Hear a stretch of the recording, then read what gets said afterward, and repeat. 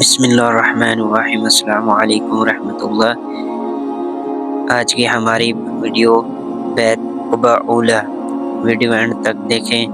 اگلے برس یعنی اعلان نبوت کے 12ویں سال حج کے موقع پر مدینہ کے مزید 12 افراد منع کی گھاٹی پر چھپ کر اسلام لائے۔ آپ کے ہاتھ پر بیت کی تاریخ اسلام میں اس بیت کو بیت عقبہ اولیٰ گھاٹی کی پہلی بیت کہتے ہیں۔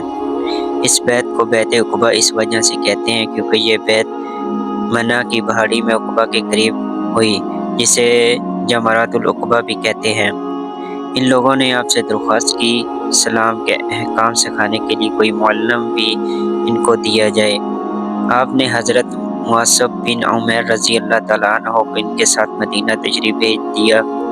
انہوں نے وہاں جا کر گھر گھر دین کی دعوت دی اور روزانہ کئی افراد دین کی دعوت پر اسلام قبول کرنے لگے، یہاں تک کہ آہستہ آہستہ ہر طرف دین پھیلنے لگا۔ قبیلہ اوس کے سردار حضرت سعد بن معاذ رضی اللہ تعالیٰ عنہ بھی ان کی دعوت پر اسلام لائے۔ ان کے اسلام لاتے ہی ان کا پورا قبیلہ اوس مسلمان ہو گیا۔ بیت عقبہ ثانیہ۔ اس بیت کے ایک سال بعد یعنی اعلان نبوت کے 13ویں سال حج کے موقع پر مدینہ کے تقریباً 72 افراد نے منع کی اس گھاٹی میں اپنے بت پرست ساتھیوں سے چھپ کر اللہ کے آخری نبی صلی اللہ علیہ وآلہ وسلم کے مبارک ہاتھ پر بیعت کی اور یہ عہد کیا ہم لوگ آپ کی اسلام کی حفاظت کے لیے اپنی جان مال سب قربان کر دیں گے۔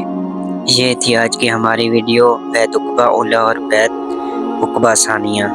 جو چینل پہ نیو ہے چینل کو سبسکرائب کرے، لائک کرے اور پیارا سا کمنٹ کرے، اور جو آگے مدینہ کے ریلیٹڈ ویڈیو آئے وہ آپ کو حاصل ہو سکے۔